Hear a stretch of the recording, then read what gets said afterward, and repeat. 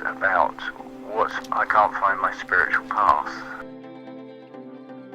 It's like, well, who says you're not on your spiritual path? The way I'd explain this, think of it, your mobile phone. It'll do certain functions, and then if you download specific apps, it will do so much more, but the circuitry in the phone is no different.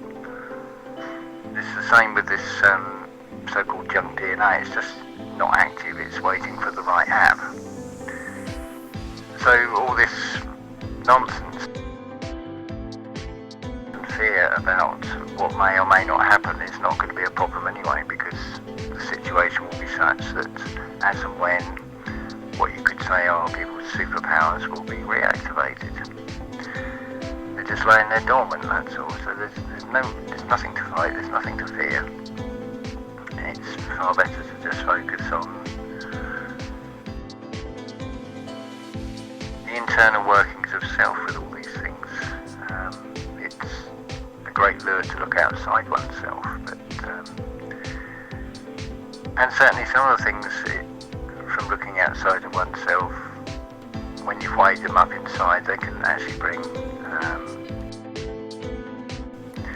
an internal peace where there is actually no conflict in any information, and that's a huge game changer for a start, because it gets rid of internal conflict where you've got information in your head from one source which conflicts and you're not sure which is right and which is not. In some ways that's what these Mandela effects seem to do. It puts doubt in the mind.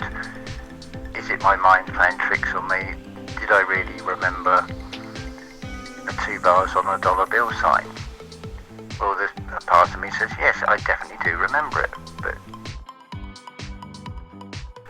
then there's a part of me that's doubting it, so it's putting trying to put a conflict, and it's like, well, it's just a symbol and it doesn't matter, but I can see what the symbol means, whether it's got 1 or 2 bars.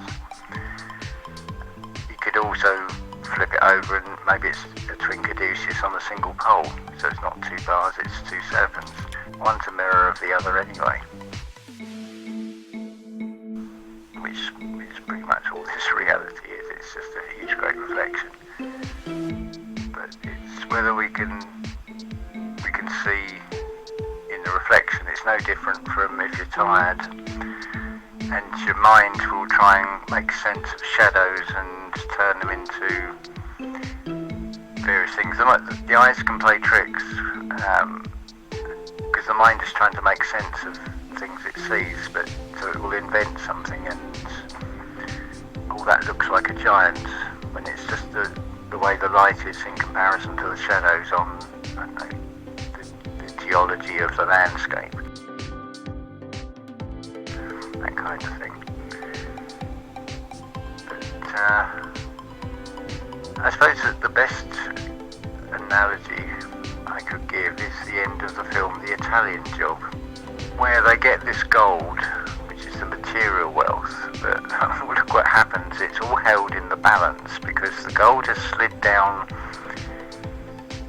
the inside of this coach, and all these guys are up the other end. They can't go towards the gold because the coach will then tip over the edge. They can't jump off the coach because I think there's something like 10 or 16 of them. They can't all get off at once, and of course if one of them tries to go out the door, the balance is going to tip to the material wealth and they will fall, they will plunge. There's a great analogy in that, in the chasing after the material wealth, and look where it got them. It was all held in the balance. You could say that was the scales of justice being shown in that film, The Italian Job. And isn't it interesting, it's the Italian job, considering what families and religions and the like, all the mafia, and all these things come out of that area. So is it any wonder that the film is called The Italian Job? It's reflecting an inside job though, if you think about it. It's an external display display to reflect upon and then look at the metaphorical message that is being shown in the film. Like the famous quote from that film, "You're only supposed to blow the bloody doors off." Turn that in the metaphorical sense. You're not supposed to tear yourself apart inside. You're just supposed to open the door inside yourself. That is how it interprets what is being shown there, and that's the thing to remember. This is only an interpretation. I'm not saying it's a definitive truth. It's just the perspective I'm coming from with that. And I'm going to say unconditional love to you all.